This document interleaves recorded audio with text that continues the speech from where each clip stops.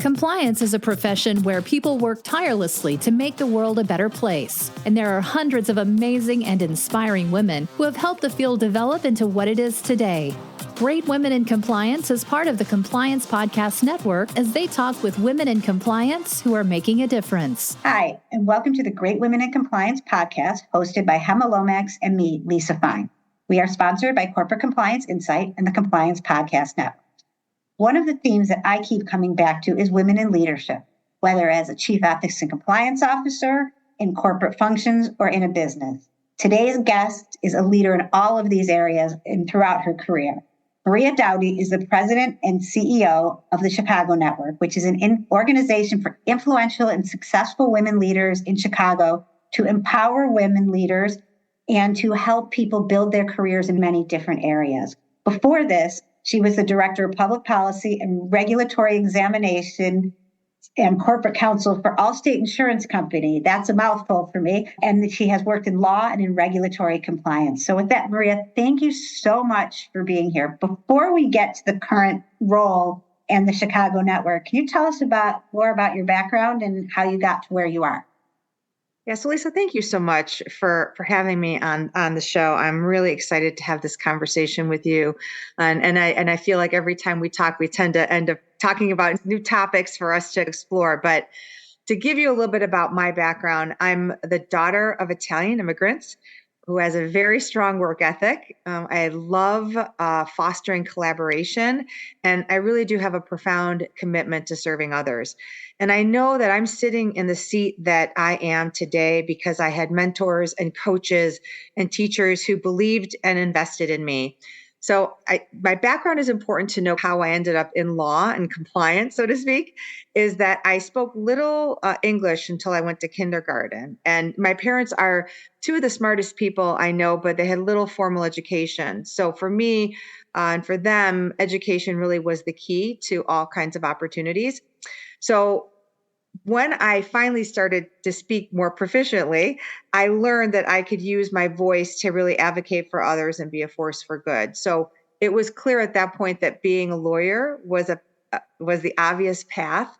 And I have had a really wonderful career in law at law firms as well as the corporate sector, like you mentioned, focusing in highly regulated industries, primarily insurance and financial services. And then in early 2020, I left the corporate sector and joined the nonprofit sector. And in February 2020, I signed my contract with a April 2020 start date as the CEO of the Chicago Network. And we could have an entire podcast about what you should or should not do during a global pandemic in terms of your massive career moves. But it has been an incredible journey. And I am absolutely, completely convinced that my compliance experience, the regulatory experience that I had coming out of my corporate world really helped me propel the organization to where it stands right now. And during a global pandemic, governances and compliance and all those things are critically important to the sustainability and financial success of an organization. So it's quite a time to be doing that. You didn't really know over those 8 weeks how it would change for your start date. But with that, will you tell us a little bit about the Chicago Network, what it is, and why you were so excited about it and remains excited? Yeah. The Chicago Network is the premier organization for women senior executive leaders in Chicagoland. We were founded in 1979 by 9 women senior executives who, as they continued to climb the corporate ladder, they found it was very lonely at the top. And they found each other in professional fellowship. And then they realized that their professional fellowship extended to their professional lives. And the network was born. They then realized that they had this incredibly meaningful, powerful allyship, and they wanted to extend it out to other women. And here's what was the genius of this in 1979. These women recognized that they needed to weave together a very diverse group of women. And instead of just focusing on the corporate sector, they opened it up to 11 different sectors of our city. So they sent out personal invitations to 100 plus women in Chicagoland who are sitting in that C-suite top, that CEO spot, and invited them to be part of this organization. And that's how the network was founded. And we have 500 plus members now. They are really, truly the most influential women across the 11 sectors of our city. So I have Fortune 50 CEOs, I have 12 university presidents, I have entrepreneurs in every sector that you can imagine. I have astrophysicists, artists, judges, senators, heads of medical systems. I could go on and on. I have this beautiful tapestry of diverse women who are there. Really, primary purpose is empowering women to lead. Everything we do is through that lens. And everything we do, we work on dismantling barriers. We help fast track women in key sectors. A lot of the work we do is about community, fostering alliances to really take action in fostering gender equity, which is our vision, gender equity for all women of all colors everywhere. But most importantly, I think the beauty about the organization is that we truly focus on supporting each other, both professionally and personally. And I have the reason why there's this, I sound so excited is because I know of no other organization like this. As lawyers, there are law groups that we could be part of, and then there's certain industry sectors you can be part of. But this group is so unique because it is so diverse. And the beauty of it is it's an invitation-only organization. So there's a real focus on making sure the peers you're with your peers. And when you're with your peers, you have nothing to prove to anyone. There's this deep sense of authenticity and vulnerability that I really, truly have seen in another organization. And it's about helping each other. And when women help each other, there's no stopping, right? And that it is quite a beautiful thing. You wrote about this in your book. When you get to the top, send the elevator back down. That's what this group does. And it's a beautiful group to be part of. Well, it's so funny because I was thinking about two things, as you said, that one was about that idea of being able to support others. And the other part that just reminded me, which is very different, was that the beginning of this podcast came from when we were talking one night about all the other compliance podcasts. There were about 4 at the time, and they were all by men. And we said, why aren't there any hosted by women? And then the next day, our supporters said, let's do it. And here we are.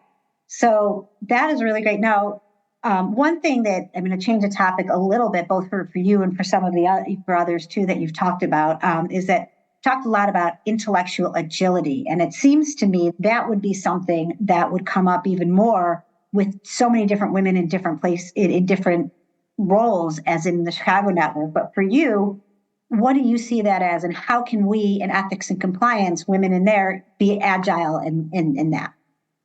Thank you so much for raising this topic. I really do believe intellectual agility is a differentiator. And I first heard of this term. I heard a Fortune 500 female CEO use it, and it really stuck with me.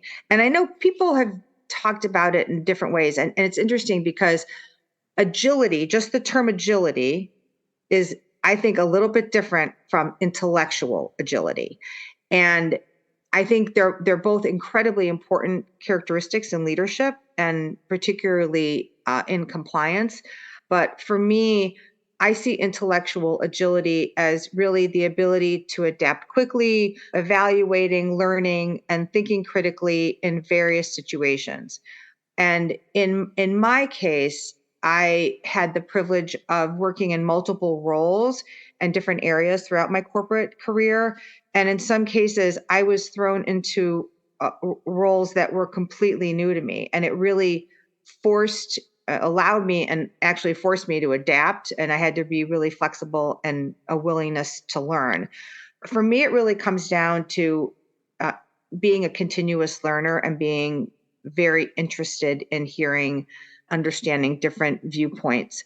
And in compliance, particularly now, when you think about what companies are facing and compliance experts and counselors are facing, they are literally things are being thrown at them from every different area. They have to consider different areas, different aspects of situations and scenarios, being able to cognitively separate things out and being able to really adapt and focus in ways that I think in the past they didn't have to do.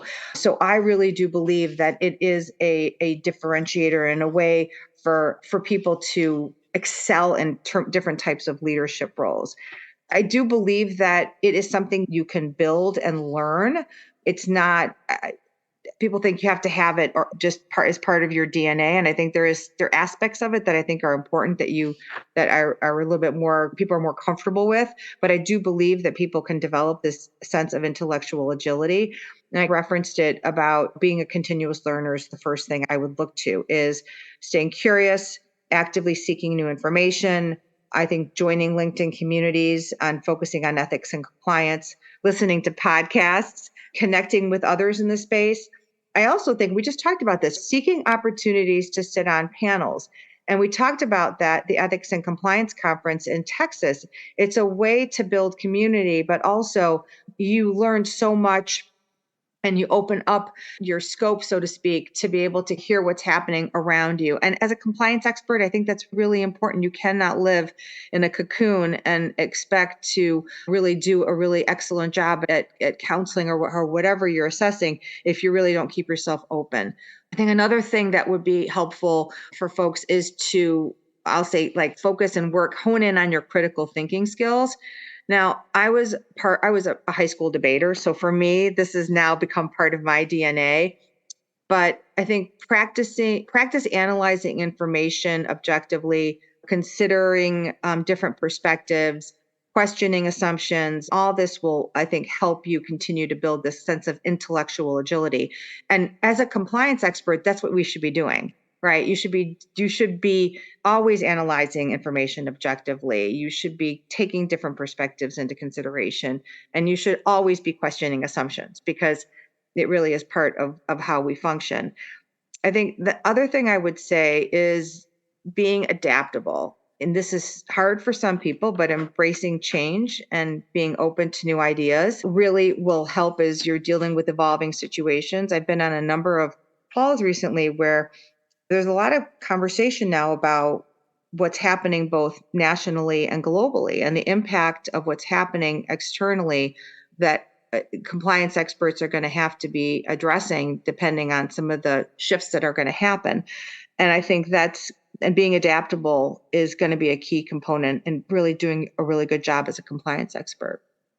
I'll keep going, Lisa. You can interrupt me whenever. Yeah, I'm actually going to interrupt you for a second right now. So your timing was perfect. I think all of those, because talking about those things makes me think from ethics and compliance perspective that we need to be really learning about our businesses and being intellectually curious with what other people are doing so that we can be effective internally.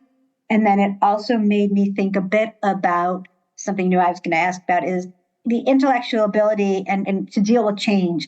It's really important for leaders and leadership style. And as women, I think we often really try to connect. And I think it's one of the best things that we do. And you've spoken about leading with empathy.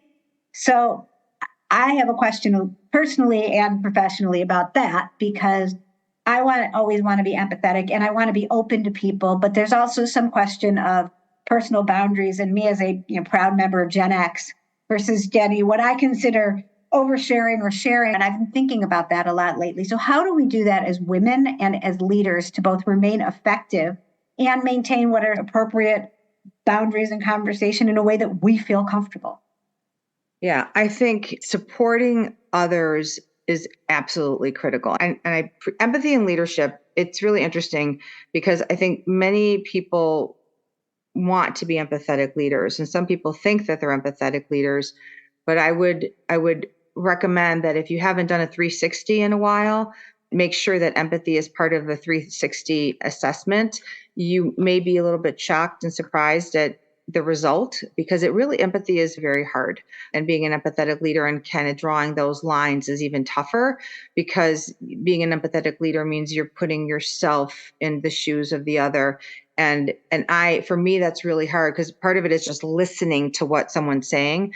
And for me, I'm a problem solver, and I think compliance people are generally problem solvers, that it's very hard not to step in and want to fix the problem as opposed to just sit back and really just listen to what somebody is saying. For me, I think in terms of the support for women, I see it in two different paths. And let me explain what I mean by that. So I think about just the way the Chicago network works. It's about pushing top down and bottom up. And the top down really is about what women can do in trying to get more opportunities to serve on for-profit boards. Because we know that women in the C-suite, or people in the C-suite, leaders in the C-suite, the board of directors really are the ones that help determine who's sitting in that space. So for me, it's figuring out how you can get more women to be sitting on for-profit boards so that you see more diversity in the C-suite. And that's and how we go about doing that is being cheerleaders for each other, supporting each other both professionally and personally, being clear about what you're asking of someone. So if you have someone that you want to support or you want them to support you, it's about asking them how you can support them. What can you do to help them? And then in turn, what honestly they can do to help you. And so for me, it's about working with each other to make sure that we see some change on for-profit boards.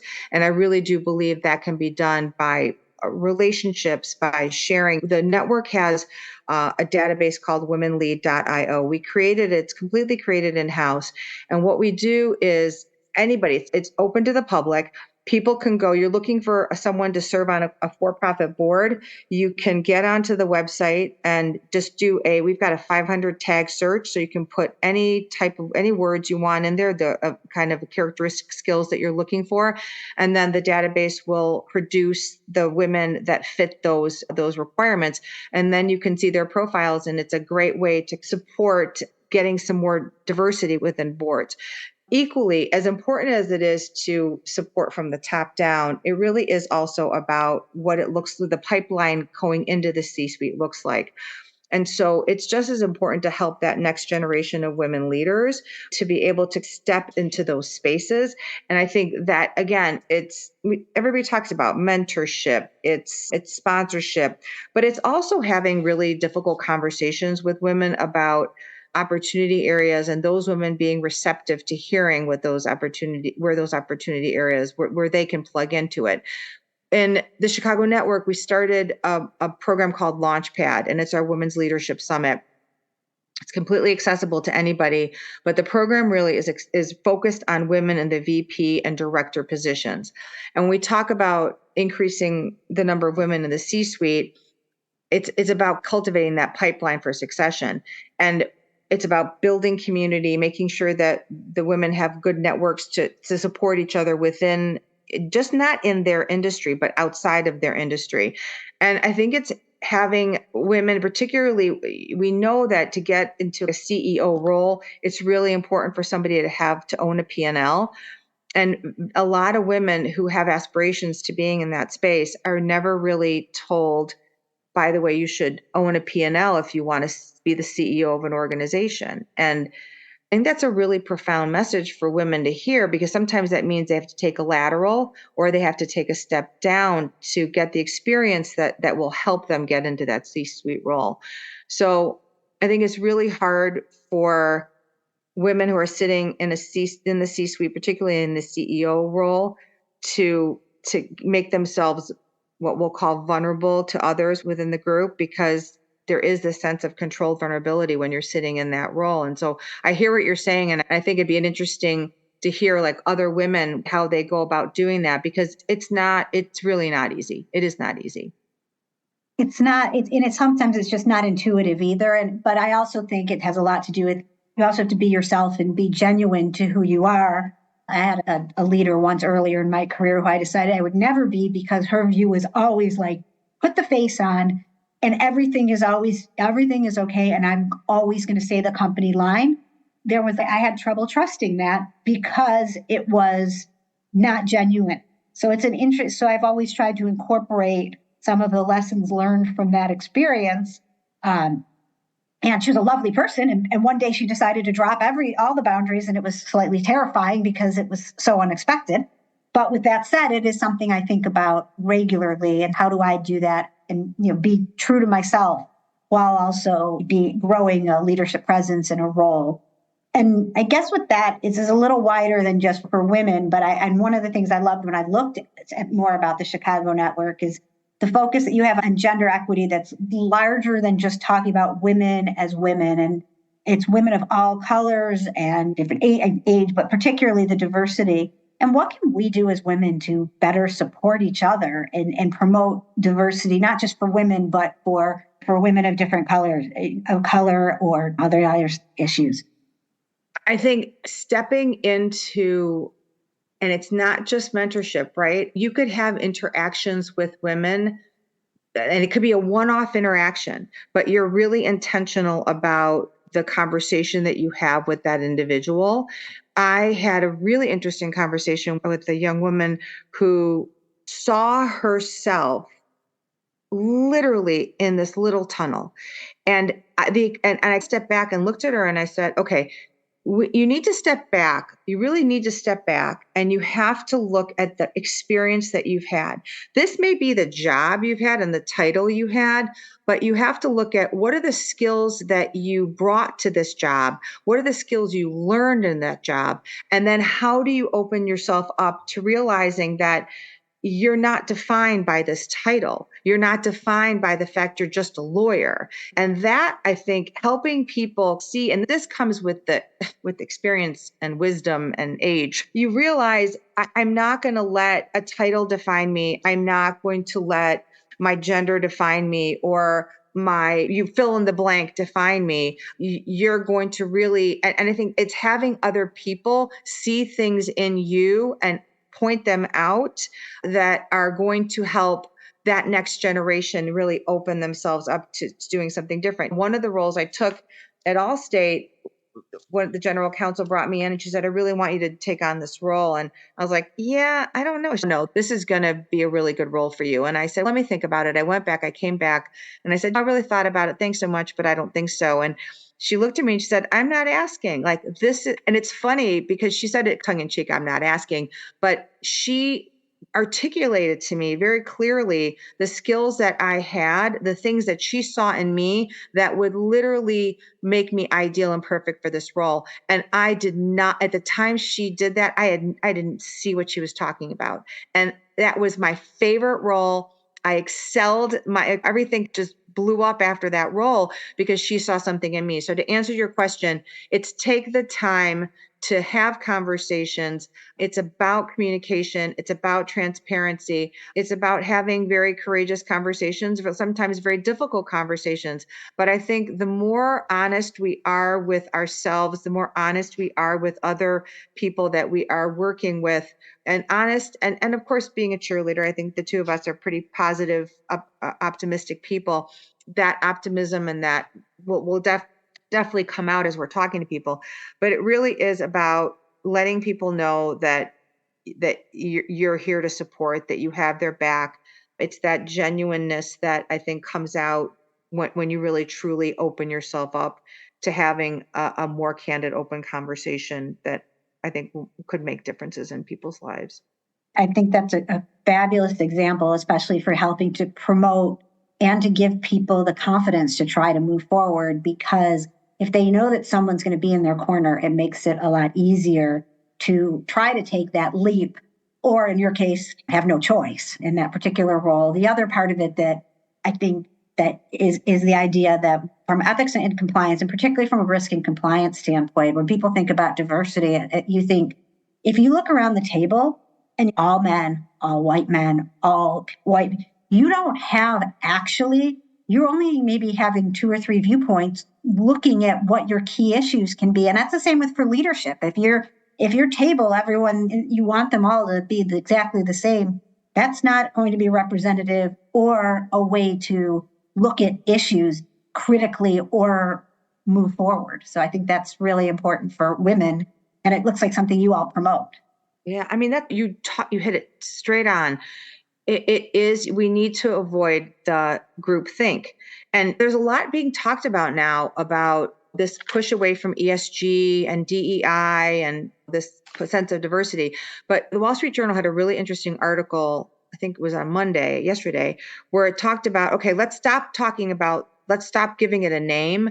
The reality of it is that the diversity in any sense will usually create success. It gives you different viewpoints. There's clear value in having diverse voices at the table. And diversity can be gender and race and diversity of thought. You have all that.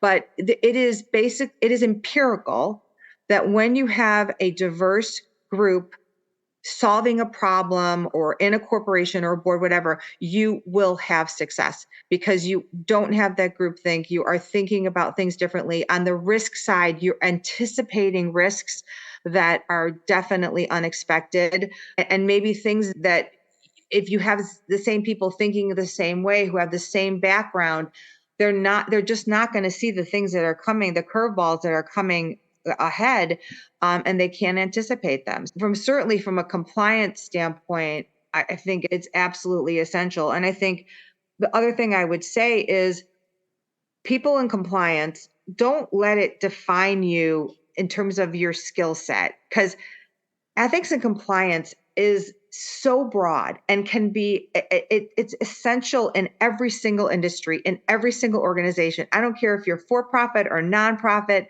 startup, you name it. You must have an ethics and compliance focus to be able to become successful, profitable, whatever your end goal is.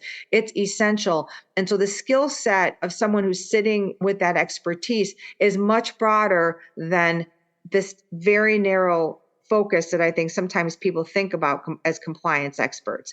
There are so many other skills. And when you're sitting in roles like you are, it's important to let other people, particularly younger people who are coming into the profession, understand that you are thinking critically. You are being agile. You have to be thinking, you have to be intellectually agile. You have to have empathy as you're dealing with some of these changes. You have to be willing to be nimble and flexible because you are going to be jumping hoops at times that you didn't anticipate and expect. But I think those are the things that I think we can all do to help this next generation of leaders come up, and particularly, obviously, the Chicago Network's focused on women leaders. But we can all step in. Every conversation, every opportunity, we should seize it. And what the Chicago Network is doing for women, you have done in this conversation for all of us. And I really thank you for taking the time with me and talking about all of these issues. I can't wait to get to meet you at some point in person and appreciate it. And on behalf of me and Hema and the Compliance Podcast Network, thank you so much for joining me, and everybody have a great day. Yeah, thank you, Lisa. It was a pleasure. Thanks for joining us for this episode of Great Women in Compliance. We hope you'll join us in honoring the great women in the compliance field by subscribing to this podcast and leaving a review.